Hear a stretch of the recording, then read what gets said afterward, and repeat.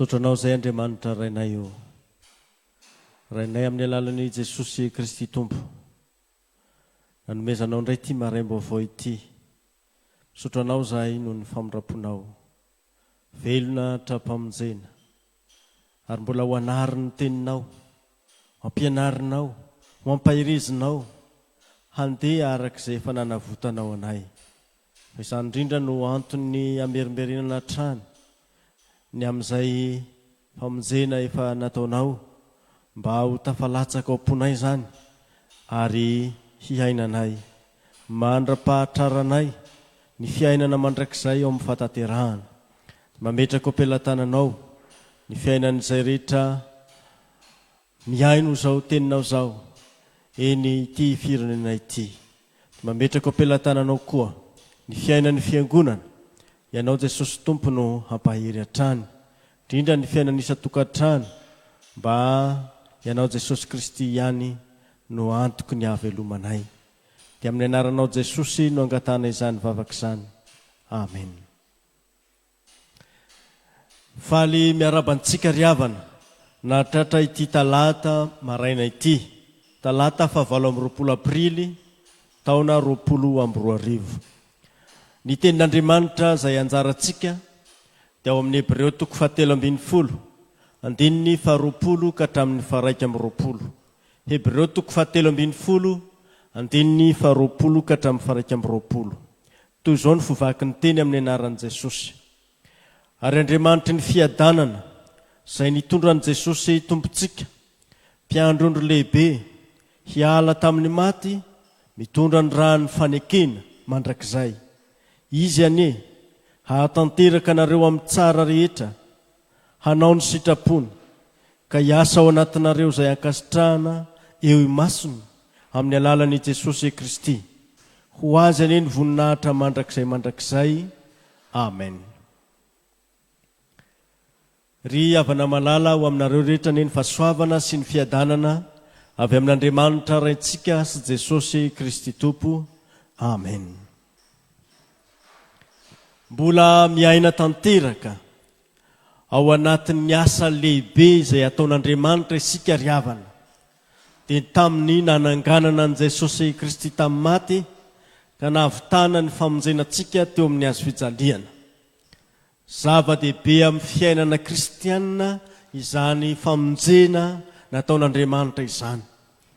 Fa mahatonga antsika hifamatotraina amin'Andriamanitra velona, hifamatotraina, ka tonga tompontsika izy, mpiandry antsika izy.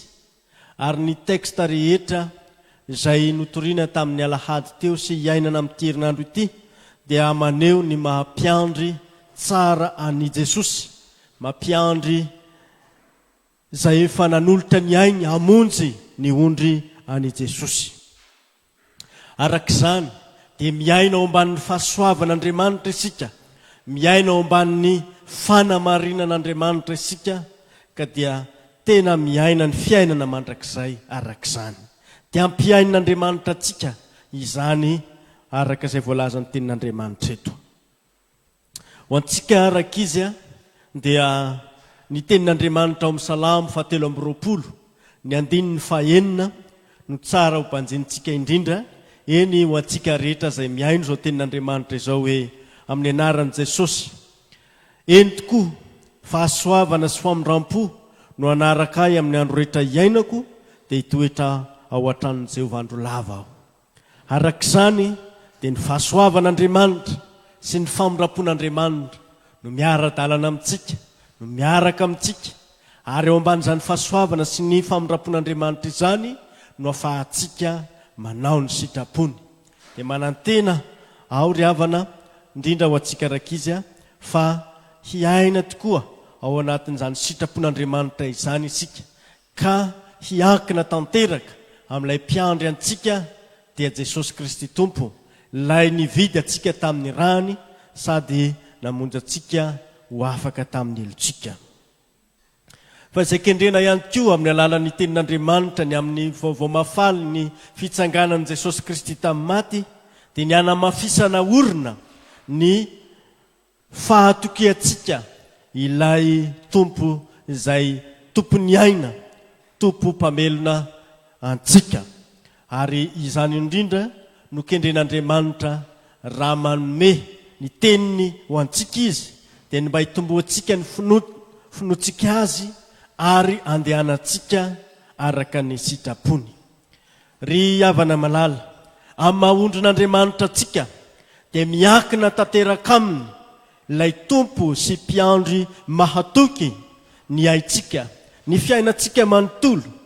Arak'izany, izy no miantoka, izy no antoky ny fiainantsika, ary amin'ny mampiantoka ny fiainantsika azy dia zao, tsy miantoka ihany fa miaro ny aitsika koa, miaro ny aitsika koa, ary manolotra fiainana mandrakizay ho antsika. Satria tsy mamela ny aitsika ho any andavaka izy, tsy mamela ny aitsika ho any amin'ny fiainantsika izy, fa miantoka ny fiainana mandrakizay ho antsika ry havana. Ny fiandrasan'ondry dia isan'ny fanoharana ampiasaina be indrindra ao amin'ny Baiboly, ary anehoana ny fikarakaran'Andriamanitra ny olona, ary ilazana ihany koa ny fikarakarana izay ataon'ny mpitondra teo amin'ny Israely, indrindra moa ny mpanjaka, ao koa ny mpaminany.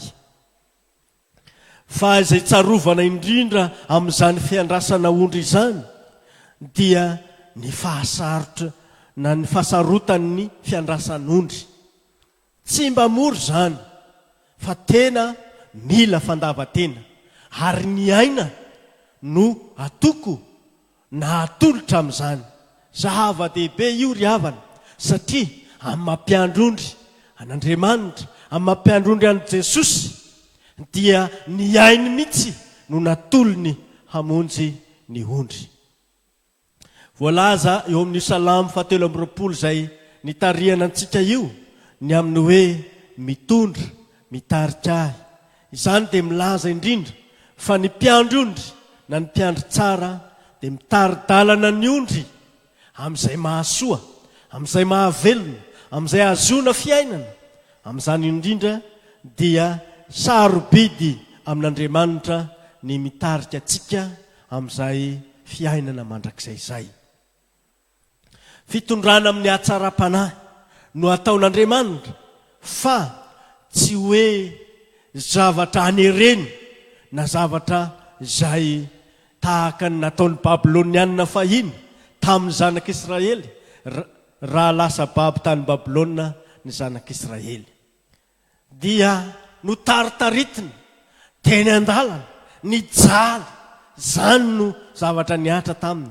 Fa ilay mpiandry tsara ny Israely kosa dia zao, mitondra amin'ny famoram-panahy ho ao amin'ny tany Kanana, ho ao amin'ny fiainana. Eny, hitondrany atsika koa amin'ny hatsaram-panahyn'Andriamanitra ho ao amin'izany fiainana mandrakizay nomaniny ho antsika izany. Ary voalaza eto ny hoe Jesosy Kristy, ilay mialoha, efa naseho mandrakarivo izany, ny alohan'ny mpianatra tany Galilea izy rehefa nitsangana tamin'ny maty, fa ny mpiandry ondry indrindra dia mialoha ny ondry. Izany dia midika fa ny ondry dia manaraka tsitrapo ilay mpiandry tsara, tsy antery fa antsitrapo. Eny ry havana malala, zany no harena lehibe ao amin'ny hazo fijaliana. Inona izany? Ny hazo fijaliana ho an'izay ho very dia mampandositra ary tsy mahateo tia, fa ho an'izay ho vonjena kosa dia mahasarika ary antsitrapo no anatonana izany hazo fijaliana izany, satria voasariky ny fitiavany Jesosy, voasariky ny fitiavany Jesosy. Ary Andriamanitra izay mikarakara ny fiainantsika manontolo no manolotra izany fiainana izany eo amin'izany hazo fijaliana izany, dia ny hazo fijaliany Jesosy Kristy izany.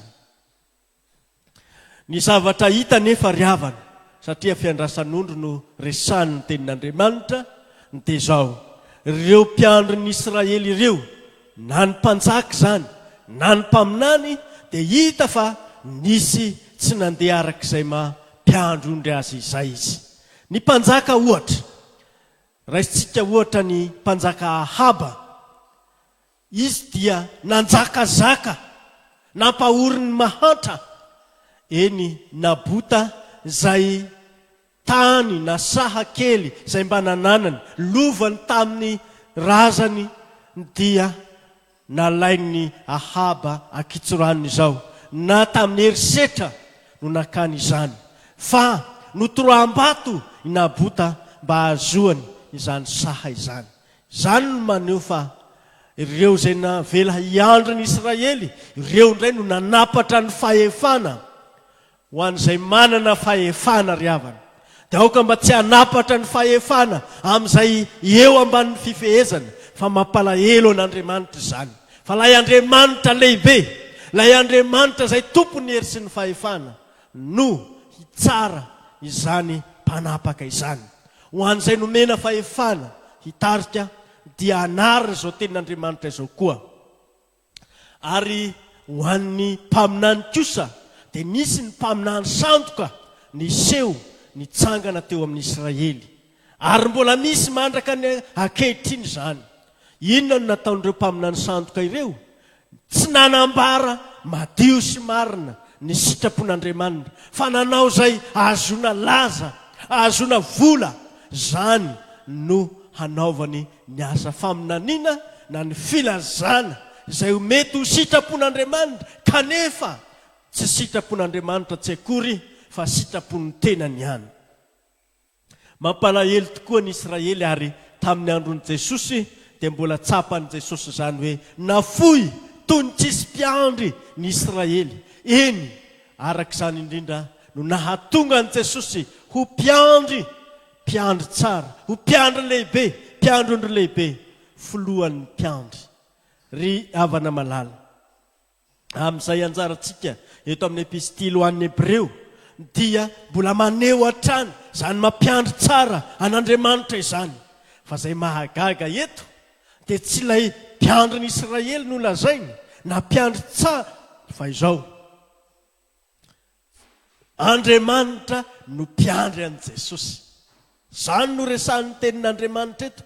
Ka ilay Jehovah Andriamanitra mpiandry an'i Jesosy dia mpiandry zay nitondra ani Jesosy niala avy tamin'ny maty, niala avy tamin'ny maty. Arak'izany, izany fitondrana niala avy amin'ny maty izany dia mbola voambolana izay hoentina ilazana ny mampiandry tsara an Jehovah Andriamanitra ihany zany.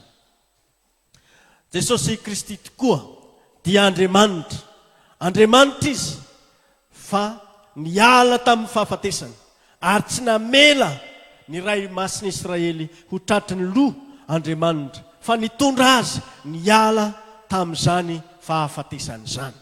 Arak'izay ambaran'ny asan'ny apôstôly toko 2:4 hoe fa Andriamanitra nanangana an Jesosy rehefa nahafaka ny fanaitaina ny fahafatesana, satria tsy laitra n'izany ho azoniny izy. Zany no asan'Andriamanitra lehibe tao amin'ny nananganany an Jesosy Kristy tamin'ny maty. Anehoana fa tompon'ny fiainan'Andriamanitra, ary Andriamanitra lay nitondra an Jesosy niala tamin'izany fahafatesana izany, nitondra ny raha ny fanekena mandrakizay eo anatrehan'Andriamanitra. Ry havana malala, ny famonjena zay nataon'i Jesosy teo amin'ny azo fijaliany, nandatsahany rany, ka lazay ny tenin'Andriamanitra eto hoe raha ny fanekena mandrakizay. Io no neken'Andriamanitra, ary nitondra izany vokatry ny fanavotana eo anatrehan'Andriamanitra izany Jesosy. Ary zany no azo antoka ny famonjena izay vitan'i Jesosy. Tena loharan'ny famonjena izy, ary rehefa nanao izany indray mandeha dia nahavita ho mandrakizay ny famonjenantsika. Izay mbola tanteran'Andriamanitra ary eo amin'ny fiainantsika mino ani Jesosy, dia reto zavatra roa reto araka izay voalazan'ny Hebreo eto. Ny ahatanteraka izany famonjena izany sy ny fanamasinana antsika, io no kendren'Andriamanitra, hanatanteraka ny famonjena eo amin'ny fiainantsika. Io no angatahantsika ny fanahy masina mba hitondra ny famonjen'i Jesosy ho eo amin'ny fiainantsika, ary dia efa miandrandra sahady ihany koa ny pentekosta isika amin'izany ry havana. Satria ilay Andriamanitra namonjy atsika tamin'ny alalan'i Jesosy Kristy no mbola mamonjy atsika koa ao amin'ny fanahy masina. Ary mbola mahatanteraka izany famonjena izany, ary mbola ataony koa mba hahatonga atsika ho mendrika izany famonjena izany. Mampatahotra ry havana, raha toa ka famonjena lehibe tahaka izany no vitan'Andriamanitra, no ataontsika tsirambina, na ataontsika na ho lavitsika, dia tena fahaverezana tokoa. Hanao ahoana moa no hitsarana ny olona izay mandà ny famonjena izay vitan'i Jesosy? Ary tsy tian'Andriamanitra ho amin'izany fandavana izany sika, ka dia izany no mbola anirany ny teniny sy ny fanahiny ho atsika isan'andro. Ary tsika atao tsara ny mangataka ny fanahy masina mba hatanteraka ny famonjena atsika, hitondra atsika ho eo amin'i Jesosy, hananatsika firaisanaina tanteraka amin'Andriamanitra, ka eto isika dia hiaraka miaina aminy, ary rahatr'izay dia ho mandrakizay tokoa ny fiarahantsika miaina aminy. Ny zavatra faharoa dia ny ahafahantsika manao izay akasitrahana, mandeha amin'ny fahamasinana. Io ry havana, ilaitsika tokoa ny mamantatra ny sitrapon'Andriamanitra, mba tsy hoe novonjena fotsiny ihany isika, dia miaina ao ambanin'ny fahasoavana, miaina ao ambanin'ny famindrapon'Andriamanitra, dia manao izay dany ny kibo amin'ny ota sanatria izany, hoy ny apôstôly Paoly. Ka dia ireo asa roa lehibe ireo no ataon'Andriamanitra eo amin'ny fiainantsika amin'izao, ao aorianany nahavitana ny asa lehiben'Andriamanitra tao Golgota izany ry havana, dia ny hahatanteraka izany famonjena izany eo amin'ny fiainantsika, ary ny hahatonga atsika hiaina amin'ny sitrapon'Andriamanitra, amin'ny zavatra akasitrahan'Andriamanitra. Ry havana malala, manao ahoana ny fiainanao ny sitrapon'Andriamanitra? Mba matahotra an'Andriamanitra ve sika? Tsarovy ane ry havana, fa ny fahotantsika no nahafatesan'i Jesosy, izany nahatonga ny zanak'Andriamanitra ho faty, ka aoka tsy hilalao ota, tsy ho tamana amin'izany fahotana izany. Eto ary dia hoy ny tenin'Andriamanitra amin'ny Filipianina 2:17 hoe, fa Andriamanitra no miasa ao anatinareo, na ny fikasana na ny fanaovana hahatanteraka ny sitrapony. Angatao Andriamanitra, angatao izy mba hiasa ao anatintsika. Io no tiany epistily ho an'ny Hebreo ho lazaina amintsika, raha mamarina izao toko izao izy. Milaza amintsika fa Andriamanitra izay miasa aoka mba hatanteraka izany fikasany sy ny fanaovana hatanteraka ny sitrapony izany ao amin'ny fiainantsika. Fa indraindray sika ry havana dia tsy mety manaraka izay sitrapon'Andriamanitra, tsy mety manao izay ampanaovan'Andriamanitra. Ry havana malala, matetika ny olona dia mandeha amin'izay tiany, kanefa Andriamanitra efa nividy azy tamin'ny raha soan'i Kristy. Arak'izany dia raha isika mandeha araka ny sitrapon'Andriamanitra dia miaina ny fiadanana. Ka hoy ny teny eto hoe Andriamanitra ny fiadanana. Lasa fiadanantsika Andriamanitra, lasa izay nampihavanana antsika tao amin'Andriamanitra, dia tena hiaina amin'izany hoe fihavanana amin'ny raintsika izany isika. Tsy hoe hiady amin'Andriamanitra amin'ny fandavana ny sitrapony. Petera ry havana dia nandà tokoa an'i Jesosy intelo, izany hoe fahafenoana, tena nandà tanteraka an'i Jesosy izy. Fa izao rehefa nojereny Jesosy izy, izany hoe natolony azy ny famonjena, ny famindram-po mahatoky, dia tsy mba nandà an'i Jesosy izy, tsy nandà an'i Jesosy intsony teo amin'ny fiainana izy mandra-pahafatiny, ary nanome voninahitra an'i Kristy ilay maty ho azy izy. Fa izany koa no hitaomany tenin'Andriamanitra antsika ry havana. Ny raha ny fanekena mandrakizay no nataon'Andriamanitra ho atsika, ka tsy hanohitra ny sitrapon'Andriamanitra intsony isika, fa naiky ho tarihany fanahy masina hanao izay zavatra mifanaraka amin'izany sitrapon'Andriamanitra izany. Ka hoy ny teny eto hoe hitombo amin'ny fahamarinana sy ny fahamasinana ary ny asa tsara rehetra araka ny sitrapon'Andriamanitra isika. Fa izany indrindra no sitrak'Andriamanitra nitomboantsika amin'ny fahamarinana. Manahoana izany ambarany ten'Andriamanitra amintsika izany? Mba tena miaina amin'izany fanamarinana izay efa nanamarinan'Andriamanitra antsika izany va isika? Ary tena mandala ny fahamarinana, mandala ny fihavanana, mandala ny fahamasinana, mba tsy hanatsiny amam-pondro na eo anatrehan'Andriamanitra na eo anatrehany mpiarabelona amintsika. Ry havana malala, ny fahasoavana sy ny famirapon'Andriamanitra no manaraka antsika amin'ny andro rehetra iainantsika. Ary izany dia fifaliana izany, kanefa tena mahatahotra tokoa raha sanatry hiaina amin'ny ota isika. Fa Andriamanitra izay andro rao, andro hiafy teo amin'ny zanak'Israely, izany koa no miara-dalana amintsika, izany no miaraka miaina amintsika amin'ny fiadanana mandrakizay, fa tsy eto amin'ity tany ity ihany. Araka izay ambaran'i Petera 1:5 hoe, ary Andriamanitra ny fahasoavana rehetra izay efa niantso anareo ho any amin'ny voninahiny mandrakizay ao amin'ny Kristy, rehefa niaritra fahoriana vetivety ianareo, dia izy no hatanteraka sy ampiorona ary ampitoetra anareo ho anareo, ary ho azy eny ny fanjakana mandrakizay. Amen. Izany tenin'Andriamanitra izany ry havana, dia mampahery atsika, mampitoetra atsika amban'ny fahasoavan'Andriamanitra, ka niantso atsika ho amin'ny fiainana mandrakizay, ary voninahitra izay omen'Andriamanitra antsika izany, ary izy no hatanteraka sy hampiorona atsika, hampitoetra atsika ho mahatoky, ary mba tsy hiala atsika amin'izany sitrapon'Andriamanitra izany. Ny fanjakana mandrakizay dia efa nomen'Andriamanitra ho lovan'ny olona mino, ary izy koa no efa nialolalana atsika ho amin'izany fiainana mandrakizay izany. Azo antoka izany nataon'Andriamanitra ho atsika izany, satria ny famonjena nataony ho atsika azy vitany raha fony mbola fahavalo isika. Indrindra rehefa vita fihavanana amin'Andriamanitra isika, dia fohy no ho atsika koa izany fanjakana sy fiainana mandrakizay izany.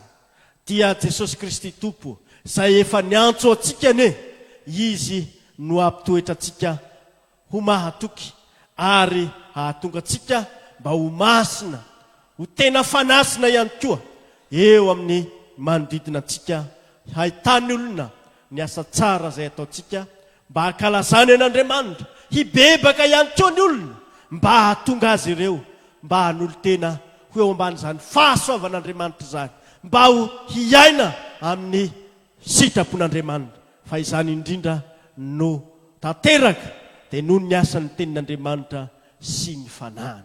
Dia ho an'Andriamanitra rerany ny voninahitra izay hatramin'ny taloha indrindra kao mandrakizay. Amen. Mitsangana raiso ny fitahiana.